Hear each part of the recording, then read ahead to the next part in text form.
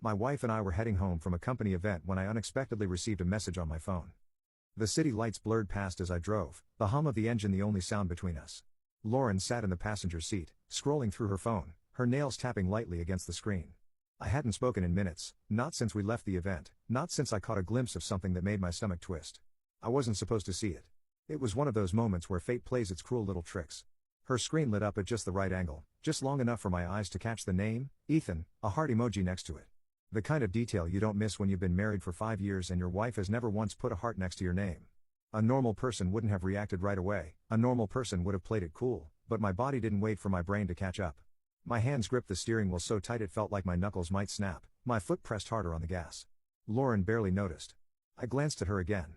She was smiling, smirking even, whatever was on that screen was making her very, very happy. I should have said something right then, but the words lodged themselves in my throat.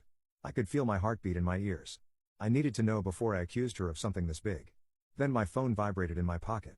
Still gripping the wheel with one hand, I pulled it out and glanced at the screen, a text from an unknown number. "Hey man, you don't know me, but you need to check your wife's texts with Ethan. I'm sorry." My pulse slammed against my ribs, my mouth went dry, the world outside the windshield suddenly felt like it was spinning.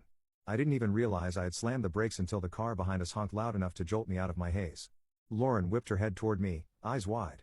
"What the hell, Adam?" she snapped, bracing herself against the dashboard. I couldn't hear her.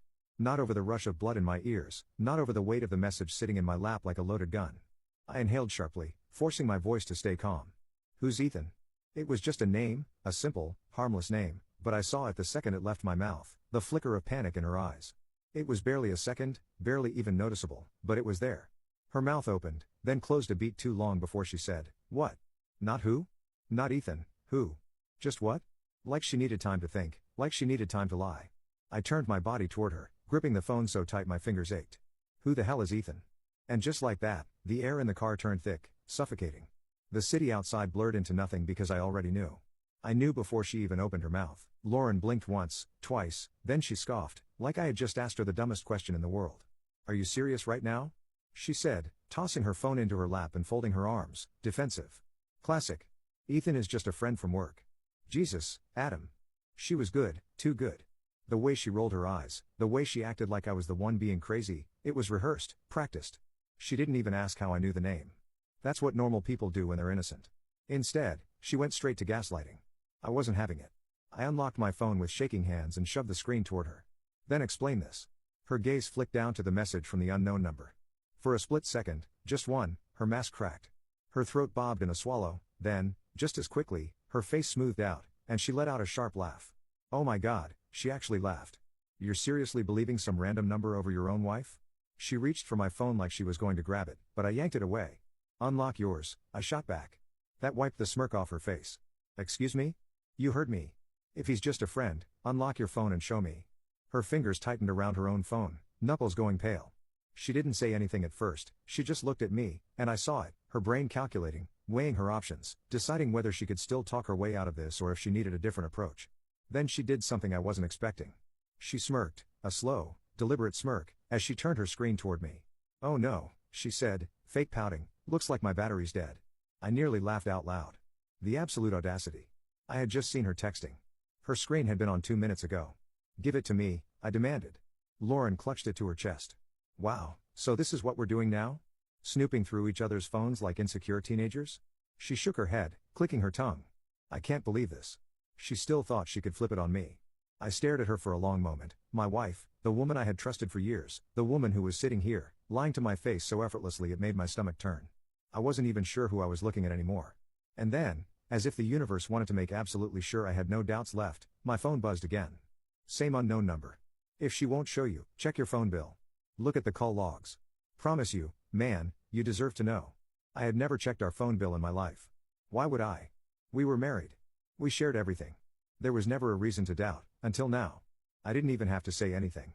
Lauren saw the way my expression changed as I processed the message. She saw the exact second I realized I didn't need her to unlock her phone. I could get the answers myself. And that was when she snapped. "You know what," she said suddenly, voice sharp. "Pull the car over." "What?" "Pull the car over." She was practically yelling now, eyes flashing with something I couldn't quite place. Panic, anger, desperation, maybe all of it. I should have kept driving. I should have let her sit there and stew in her own guilt, but part of me wanted to see what she would do, what she would say when we weren't trapped in a moving vehicle together. So I pulled over. And the second I did, she lunged for my phone. I barely had time to react. 1 second, my phone was in my hand, my lifeline to the truth, and the next, Lauren was clawing at it like a wild animal. "Give me that!" she shrieked, her nails digging into my wrist as she wrestled for control. I yanked my arm away, nearly elbowing her in the process. "What the hell is wrong with you? You're acting insane, Adam. You're believing some random number over me, your wife," she snapped, her voice shaking, not with fear, but with rage. Like she wasn't terrified of getting caught, just furious that I wasn't letting her manipulate me. She tried again, lunging across the center console, reaching for my phone like her life depended on it. This time, I was ready. I dodged. Lauren, however, was not. Her momentum carried her forward, and before I could even process what was happening, her hand slammed into the horn. The blaring honk shattered the night, making both of us jolt. For a moment, we just sat there, frozen. The only sound was our ragged breathing, the distant murmur of traffic. Then, as if the universe had a sick sense of humor, my phone buzzed again in my hand. Another message. Same unknown number. "She's fighting you for it, isn't she?" My stomach dropped. I turned my head slowly to look at Lauren. She was already staring at me, her face pale under the streetlights, her breath coming fast. She knew. She knew this was it. Update: my wife and I were heading home from a company event when I unexpectedly received a message on my phone. Part 2. For the first time since this fight started, she didn't have a quick lie, no snarky comeback, no eye rolls or fake outrage. She just whispered, "Adam, please." It was the please that made my blood run cold, not "please believe me," not "please don't do this," just "please," like she knew there was no saving herself, like she just wanted me to stop before things got worse. But I didn't stop. I went straight to the one thing she had tried so hard to keep from me, the phone bill. Lauren lunged again, but I was faster. I turned my body away, shielding my screen as I pulled up our account. My hands were shaking so badly I could barely type in the password, but when I did, when the records loaded, my entire world shattered. Ethan, call after call, every single day, hours of conversations, sometimes late at night, sometimes in the middle of the day when she was at work, texts, hundreds of them, more than she had ever sent me in our entire marriage, and then the final nail in the coffin, hotel reservations. My chest collapsed, the betrayal hit me like a sledgehammer to the ribs, knocking the air from my lungs, my fingers tingled, my vision blurred, I felt like I was going to be sick. Lauren must have seen it on my face because her entire demeanor changed. She didn't yell, she didn't fight, she just exhaled shakily and slumped back against the seat. "Okay," she said quietly. "Okay." I turned my head, my throat so tight I could barely speak. "That's all you have to say?" She didn't answer at first, she just stared straight ahead, her fingers tapping lightly against the dashboard, thinking, calculating. Then, in the most emotionless, almost bored voice, she said, "What do you want me to say?" Something inside me snapped. I had imagined this moment before, not because I ever thought Lauren would betray me, but because we all have that one nightmare scenario in our heads, that one situation where everything we trust turns out to be a lie. I used to wonder how I'd react. Would I yell? Would I cry? Would I just walk away? Turns out, I laughed. A sharp, bitter sound burst out of my throat before I could stop it. Lauren flinched, but just barely. She was still staring straight ahead, her fingers still tapping that same infuriatingly calm rhythm against the dashboard. "What do I want you to say?" I repeated, my voice shaking with something dark. "How about anything that makes you sound like a human being?" She exhaled, slow and measured, before turning to face me, finally, and when she did, I saw it. There was no guilt, no shame, just annoyance, like I was inconveniencing her. "You weren't supposed to find out like this," she muttered, more to herself than to me. I stared at her, my pulse roaring in my ears. "Oh, and how exactly was I supposed to find out, Lauren?" She rolled her eyes, actually rolled her eyes. "God, Adam, don't be so dramatic." Something inside me turned ice cold. Dramatic? That was what she thought this was? I clenched my jaw, forcing my voice to stay calm. "How long?" She didn't answer. "How long, Lauren?" She sighed, finally looking at me, and then, in a voice so casual it made my skin crawl, she said, "About a year." My breath left me in a rush, my stomach twisted so violently I thought I might actually throw up. A year. 365 days. 12 months of lying, of sneaking, of pretending to be my wife while she was his. I gripped the steering wheel, needing something, anything, to keep me grounded. "And you were never going to tell me?" She shrugged. Shrugged. I had never wanted to shake someone before, but right now, I wanted to grab her by the shoulders and force her to feel something. "Was I supposed to?" she asked, raising an eyebrow. "I mean, you never noticed, you never suspected, we were fine." I laughed again, this time harsher. "We were fine?" She sighed, like she was talking to a child. "Adam, let's not do this. It happened, you know now, so what do you want to do about it?" The casualness in her voice, the complete lack of remorse, made something in me break. She had already moved on. For her, this conversation wasn't an apology, it was just an ending, and not even a particularly dramatic one, just a formality. She was sitting here acting like she was letting me go, like she had already decided we were done, and she was just waiting for me to catch up. I had never known hatred until this moment. I turned off the car, unbuckled my seatbelt, opened the door. Lauren frowned. "Where are you going?" I turned back just long enough to meet her eyes. "Inside," I said. "To pack your things." For the first time all night, she looked surprised. Lauren blinked just once, and for the first time tonight, I saw it, real emotion, not fake outrage, not practiced annoyance, just a flicker of something that almost looked like fear. Not fear of losing me, oh no, that would require her to actually care. This was fear of consequences. She hadn't expected this. She thought I'd scream, maybe cry, maybe punch a wall, but she didn't expect me to be done. I stepped out of the car, slamming the door behind me. I could hear her unbuckling her seatbelt, scrambling to follow. "Adam, wait," she called, heels clicking against the pavement as she rushed after me. "Can we just talk for a second?" I didn't stop. We were in the parking lot of our apartment complex now, the cold night air burning my lungs as I moved. Lauren caught up, grabbing my arm. I ripped it away like her touch was poison. "Talk?" I repeated, my voice low, dangerous. "Oh, now you want to talk? After a year of sneaking around behind my back, after lying to my face tonight, after fighting me for my own phone, now you want to talk?" She exhaled sharply, looking away like she was annoyed again. "You're making this a bigger deal than it needs to be," I laughed, actually laughed. "A bigger deal?" I shook my head in disbelief. "Lauren, you cheated on me for a year, you humiliated me, you stole time from me that I can't get back, so tell me, how exactly am I supposed to react?" Her jaw clenched. "People make mistakes." I took a slow step closer, my voice shaking with pure rage. "A mistake," I hissed, "is one time. A mistake is a drunken kiss, a stupid decision, something you regret the second it happens." I pointed at her. "You made a choice, over and over and over again. A mistake is an accident.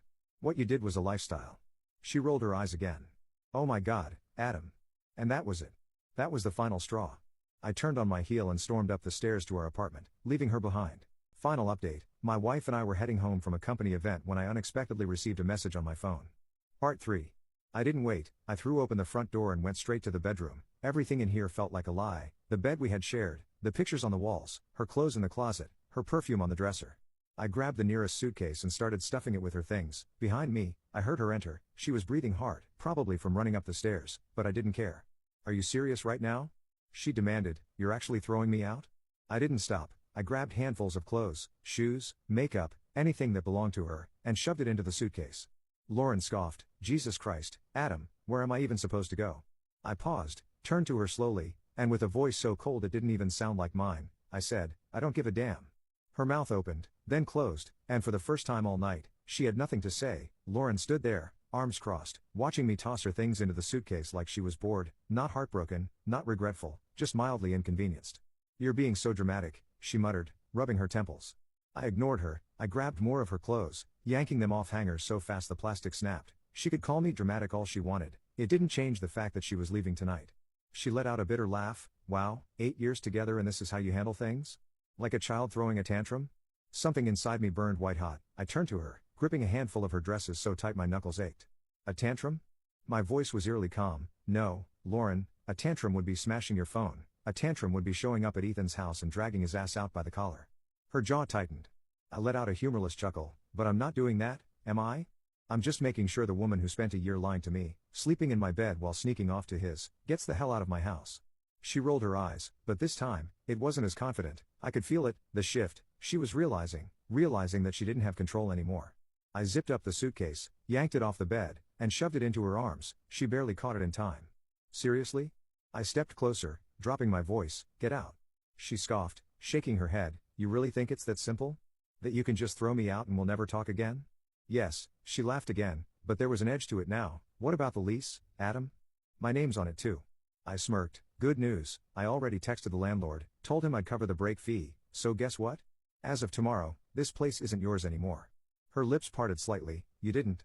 "Oh, I did." Lauren's face twisted, cycling through a dozen different emotions as she processed that. Then suddenly, she changed tactics, her eyes softened, her shoulders relaxed, and just like that, the cold, uncaring version of her disappeared. In her place, the woman I used to love. "Adam," she whispered, stepping closer, "don't do this. We've been together for so long, we don't have to throw it all away like this." I almost laughed in her face. There she was, the real Lauren, the manipulator, the liar, the woman who could flip a switch when it suited her. I tilted my head. "We don't?" She reached out, grazing her fingers over my arm. We can talk about this, we can fix it. Her voice was honeyed now, thick with fake sweetness. I still love you. I stared at her, then I smiled, and said the cruelest thing I have ever said to another human being. Lauren, I murmured, leaning in slightly, you don't love me. She blinked. I cut her off. You love that I was easy to lie to, you love that I never questioned you, you love that I was predictable, that I was your safe option. I stepped back, watching her expression shatter. But me, the actual me, you haven't loved me for a long, long time. Silence. She swallowed, opened her mouth, closed it again, and for once, she had no lie to hide behind. I took a deep breath, nodding toward the door. Now get the hell out. And this time, she actually left. Lauren didn't slam the door when she left, she didn't scream or cry or make a scene, she just walked out, suitcase in hand, shoulders stiff, a single glance over her shoulder, like she was expecting me to stop her. I didn't. The second the door clicked shut behind her, a strange feeling washed over me, not relief, not sadness, not even anger, emptiness. I had spent the last few hours burning our entire relationship to the ground, but now that the fire was out, I was standing in the ashes, wondering what the hell I was supposed to do next. For a while, I just stood there, staring at the door, listening to the sound of my own heartbeat. Then my phone buzzed. For a split second, I thought it was her, maybe some last desperate attempt to get back in, maybe another lunch, another excuse, but when I glanced at the screen, unknown number. I hesitated, then finally, I opened the message. She's gone, isn't she? My blood ran cold. I typed back, fingers stiff, who the hell are you? The response came immediately, someone who knows exactly what you're going through. I sat down slowly on the couch, my heart slamming against my ribs. Explain. This time, the reply took a little longer, but when it came, when I read those words, I felt the entire world tilt beneath me. I'm Ethan's wife. For a moment, I just stared at the screen, my brain refused to process it. Ethan's wife. This bastard was married. I exhaled sharply, gripping the phone so tight my fingers ached. My hands were still shaking, but now, it wasn't from shock, it was from pure, unfiltered rage. I forced myself to type, where are you? The reply came fast. Downstairs. I shot up from the couch and marched to the window, pulled back the curtain, and there she was. A woman stood by the street lamp, arms crossed, phone in hand. Even from here, I could see the tension in her shoulders, the way she kept shifting her weight, like she was barely holding herself together. For a second, I considered not going down. What was the point? What could she possibly say that would make any of this better? But then, another thought hit me. She knew, she had known before I did. She was the one who texted me, and that meant, I grabbed my jacket, shoved open the door, and took the stairs 2 at a time. By the time I stepped outside, she had already turned to face me. Up close, she looked exhausted, dark circles under her eyes, lips pressed into a thin, hard line. I stopped a few feet away, studying her. She did the same. Then finally, you told me to check the phone bill, I said. My voice sounded raw. She nodded. I figured you wouldn't believe me otherwise. I let out a bitter laugh. Jesus, how long have you known? Her jaw clenched. 6 months. I inhaled sharply. 6 months, that meant she had spent half a year knowing, suffering in silence, watching her husband live a double life just like I had. I swallowed hard. Why didn't you leave him? She scoffed, shaking her head. Why didn't you leave her? I didn't have an answer for that. For a long moment, we just stood there, two strangers bound by the same betrayal. Then she exhaled sharply and looked up at me. I didn't come here to cry about it, I came here because I thought you deserved to know. I studied her, and now that I do? A slow, cold smile curled at the corner of her lips. Now, she murmured, we make them pay.